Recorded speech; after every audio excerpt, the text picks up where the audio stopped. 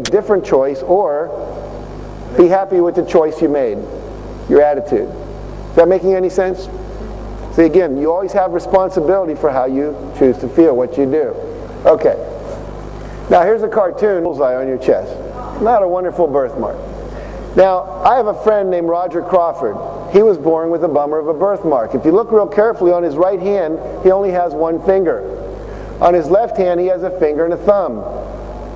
His left leg was amputated from the knee down when he was about 11 years old because it was so badly misshapen. He now has a prosthetic leg, a plastic leg.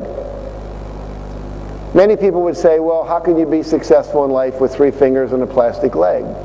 But Roger's parents believed in the kind of things we're talking about today.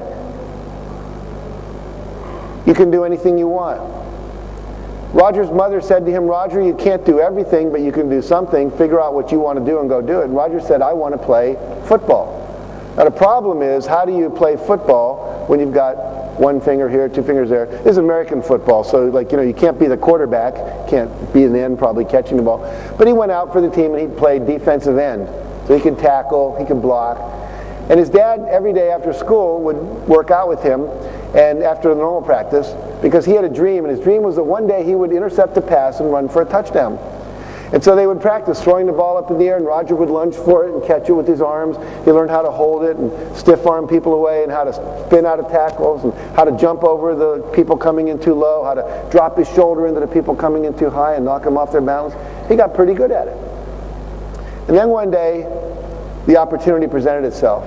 Quarterback fades back to throw a pass to the halfback. He gets hit from behind, the ball goes too high, too short. Roger lunges for the ball and catches it, turns, starts running toward his dream. This dream he's held for 4 years. He's going to score a touchdown. He gets 6 yards from the goal line when someone grabs his left leg. Roger said, I pulled, he pulled, I pulled, he pulled. My leg came off, and I hopped on 1 foot into the end zone. He said better than the 6 points was the look on the guy's face holding his leg. See, it's not the event, it's the response to the event that produces the outcome. He could have stayed home and felt sorry for himself, but he went out there with a dream, and eventually he achieved it. He had another dream, and that was to play tennis. But how do you hold a tennis racket with 1 finger? Anyone who's ever played tennis knows you have to have a nice firm what? Grip. How did he do it? He actually took duct tape, that gray tape, and he taped it to his arm. And he would go out there and he would hit the ball. Now you had to hit it right in the middle of the racket head or it would wobble too much. And he had to get there faster than you and I would because it doesn't have that 3 feet of extra extension he would get. But he got pretty good at it. And eventually Wilson came out with a new graphite racket called a T2000. And you could put his finger right between, there's a little groove in the end of the racket head there, and wedge it back with his other 2 fingers. And there you see his prosthetic leg. And he went on to become captain of his tennis team. Captain of his high school team, captain of his college team, Loyola Marymount College down in Los Angeles. And he won the NCAA championships in the Western region for doubles the year he was a senior, and he played against John McEnroe. So the point is, it's not, again, the event that you're struggling with, it's the R that you come up with that produces the outcomes that you get.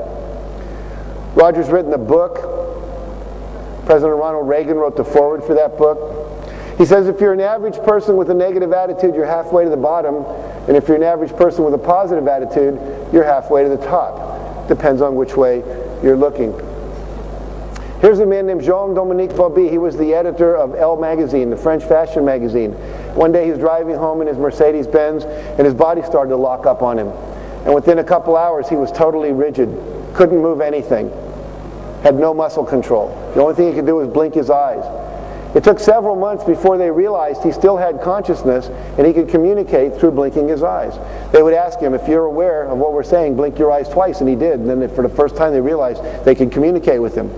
He wrote a book called The Diving Bell and the Butterfly in that condition. How did he do it? His secretary would come in every day and she would start going through the letters of the French alphabet, 1 letter at a time, starting with the most commonly used letter, which is E, the second most common, which is T, the third, which is S, the fourth, which is L, and they would go down until he hit the letter that he wanted her to type, and then he would blink his eyes twice.